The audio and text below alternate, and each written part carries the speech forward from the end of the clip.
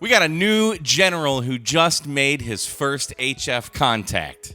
What the heck did Frank do to my laptop? What direction should you aim your wire antenna? And what is a good VHF UHF base station antenna? This time on Mailbag Monday. What's happening, you funky ham radio lovers? My name is Mike, K8MRD. If you have an amateur radio-related question for me, shoot me an email, k8mrd@icloud.com. We've got 4 titillating things to talk about today.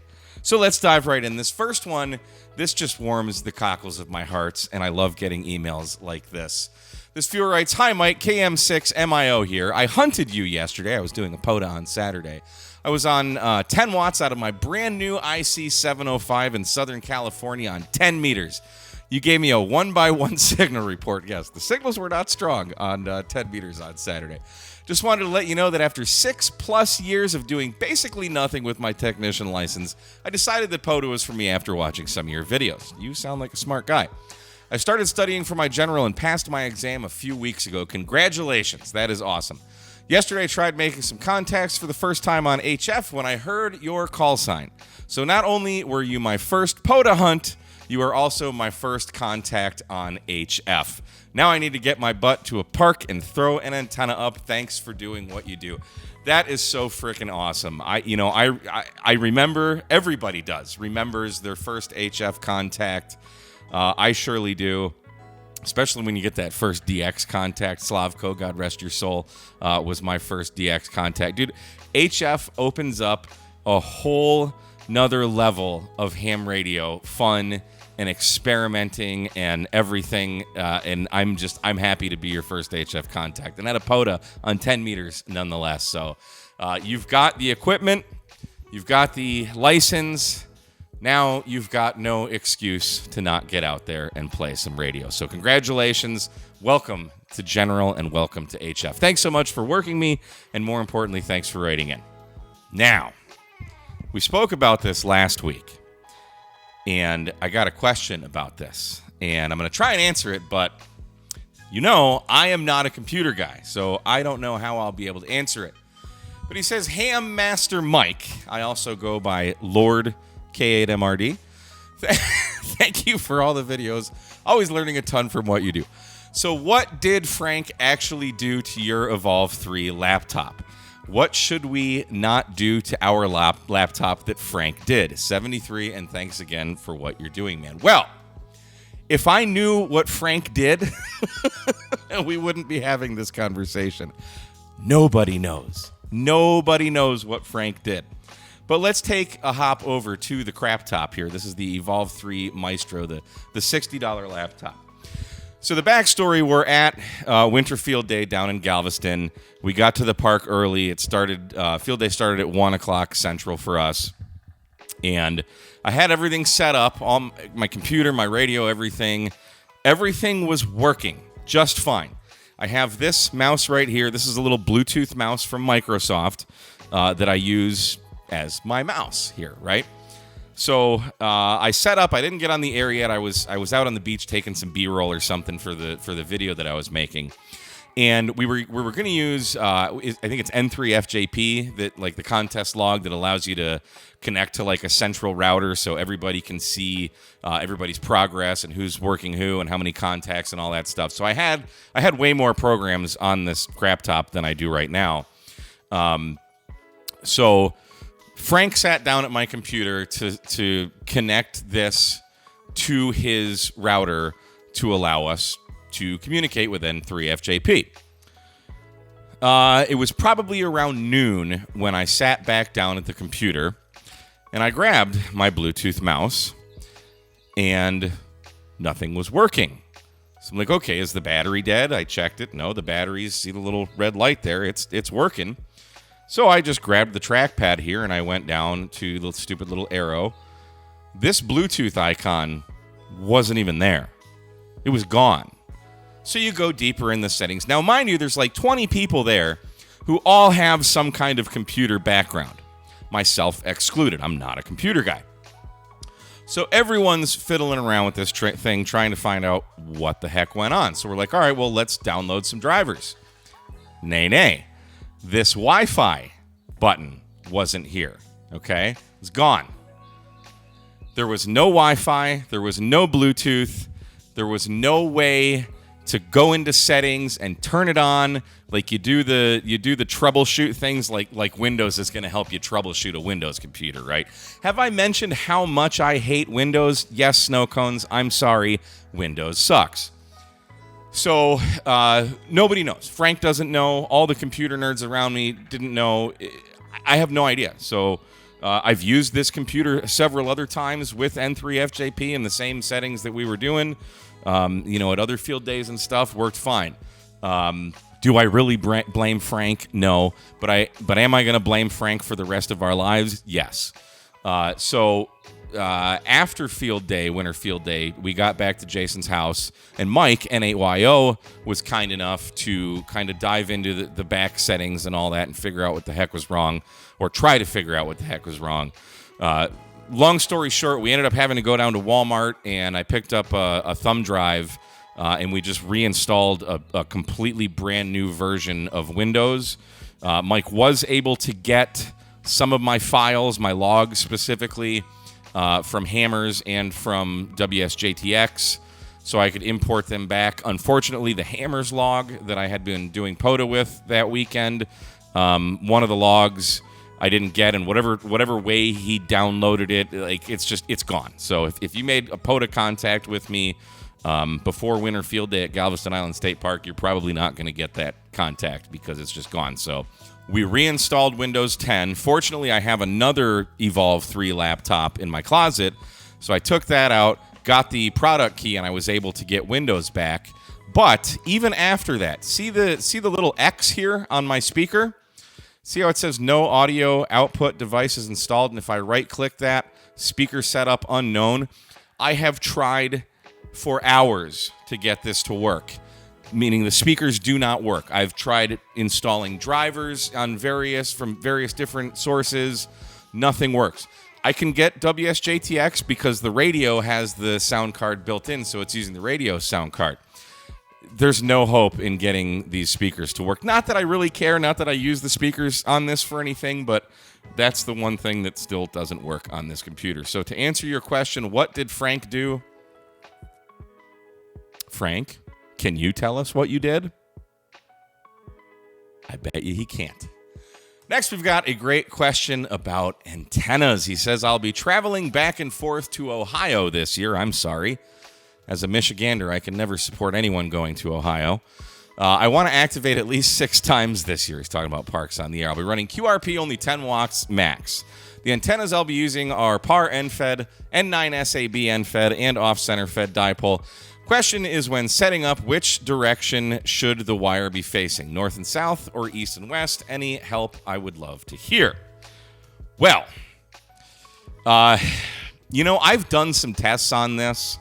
In a video that I'll be darned if I can remember what video it was. I've generally always tried to, in the past, orient my antennas to where they're radiating east and west. And my mindset was, well, I'm in Michigan. This is back then. I want to radiate east and west so I can get like the DX and I can get out to California. I mean, there is a null at the ends of those antennas. How much of a null? Some, okay? My answer to your question is, of course, it depends. But the other answer is, it really doesn't matter. Just put it up where you can. You're going to make contact. 80% of the country's population lives east of the Mississippi, so you're going to make a lot more contacts east of the Mississippi than you will, say, out to California and Oregon and Washington and Wyoming and all those states. But you're probably running it as a sloper. So, your takeoff angle is going to be different than if it was horizontal or if it was vertical. Depending on how you're going to set it up, maybe you can try running it north and south one time and maybe move it and have it radiating east and west. But in my general experience with doing as many portable activations as I have, I found that in general it kind of doesn't matter. I mean, yes, I have 2 end-feds at my house. One is radiating north-south, one is radiating east and west. I generally use the one that's radiating north and south because it's not parallel to my power lines and I have less noise on it. Every now and again, I'll A-B them and I'll hear a station better on the east-west than on the north-south or vice versa. But, it's not like you're using a beam, okay? We're using a wire that's generally kind of omnidirectional. So I don't think you're really going to have much trouble making contacts regardless of the direction it's oriented. So, but fortunately, you'll be out in a park, so it probably won't be that hard to change the orientation either. So, bottom line, get out there, have fun, and get the hell out of Ohio as fast as you can. And for all of you living in Ohio, go blue. Lastly, we've got another question about antennas. This time we're talking about base station antennas. He says, "Hi, Mike. I love the channel and your Mailbag Monday segments." Hey, that's what we're doing right now. Here's a question. I'm planning on setting up a VHF UHF radio at the house and want to put a vertical antenna on the roof of a 2-story house. What would be a good dual band 2 meter 70 centimeter base antenna option? How about if I wanted to do a tri-band adding 1 1/4 meters to the equation? My shack is in the basement, so am I going to have issues with the long coax run? Finally, I'm wanting to put this antenna on a mast secured to the side of the house. Eventually, I want to add a LoRa standalone solar-powered mesh-tastic node on 915 megahertz on the same mast. Below the dual band antenna, can I get away with that? So that part, I don't see any problem with that at all. There's towers all over the place that have multiple antennas. Think of a cell phone tower. Now, yes, there is the old adage that everything affects everything with antennas, so you might need to play with the spacing a bit, but I don't think you're really going to have a problem with that. Worst case Ontario, you put the 915 megahertz a little farther away, maybe on the other side of the house if you can. As far as coax for 915 megahertz, that's going to be a bigger challenge than on 2 meter and 70 centimeter. You'll have to look at either the data charts or the coax builder from both Messi and Poloni and ABR Industries, which, by the way, you can save 10% off at both of those great coax companies with code MP10 at Gigaparts and K at MRD10 at ABR Industries. I will leave links in the description below if you want to save money on coax. But yeah, the 915 megahertz, you might really want to look at some bigger coax. As far as the coax for your base antenna, realistically, what are we talking? 75 feet maybe from the basement all the way to the top of a 2-story house, and then a little bit of wiggle room there. Under 100 feet, I would guess. But that's why, especially Messi and Poloni's got the great coax builder, and you can see exactly what, type in 446 megahertz. That's kind of the higher frequency area you're going to be running. And I would look at either their Airborne 10, which is the solid core, kind of their flagship coax, if you will. I personally am running, I think I've got about 50 feet of Ultraflex 10 Sahara, and it's working great for me. I like the stranded because it's a little more manageable, but the solid is definitely going to be, this solid core coax is definitely going to have a little bit less loss, a little bit better performance. So get the best coax you can afford is really the point of it. But as far as antennas, there's quite a few, and I'm going to suggest specifically Comet. I use a Comet antenna on my car, and it's fantastic.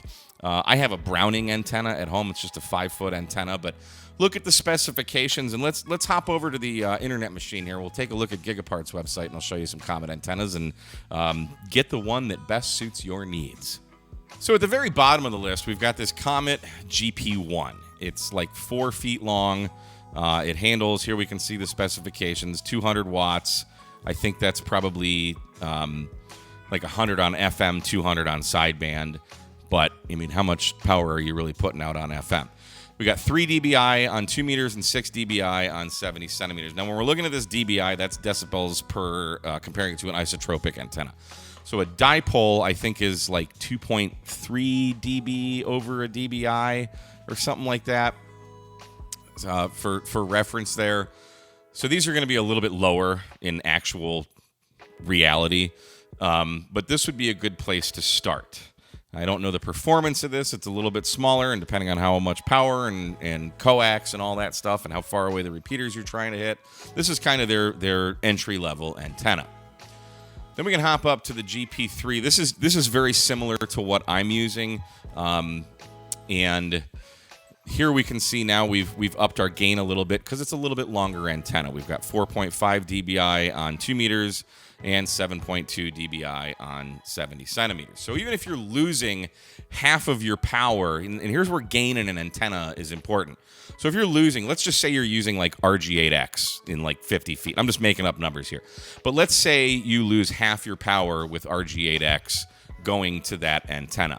Well, you're going to gain it back with this dBi, and you'll have a little bit of gain on 70 centimeters. So you're kind of losing power in the coax, but you're going to make it up with the gain of the antenna. So GP3 is a good one. Your tri-bander, they make this 10-foot one. You can see there's a little section here. So you have two sections that will screw together in the middle there. But now you have a tri-band. So you're 6.5 dBi. So a 5/8 wave on 2 meters. 5/8 on, looks like 5/8 on all of them. You've got 7.8 dBi on 1.25 meters and 9 dBi on 70 centimeters. So that might be a good contender right there. Now we also have to take in how big of an antenna do we really need, because this is, how long is this? 10 feet, 4 inches long. So they start to get big. Here's the GP6, which is a 10-foot dual band. So same specifications pretty much as the CX333, but this is just a dual bander, and it's, I don't know, a couple dollars cheaper. So if you want that, if you want tri-band, that's the way to go. But they also have the GP6, which is 10 feet, and again, same kind of performance there. You also have, this is kind of the Mama Chapina of antennas, and I ran something like this. I ran a 17-foot antenna. It was made by Tram. I forget the model number. It was like 1841 or something. And I gave it away to my neighbor down the street. Hi, Gary. And he's using that now. But great antenna, performs well, gets out. You're gonna have the dBs. You got 8.5 dBi on 2 meters and 11.9 dBi on 70 centimeters. But it's also 17 frickin' feet tall. And managing a 17-foot antenna when it's laying on the ground doesn't look so big.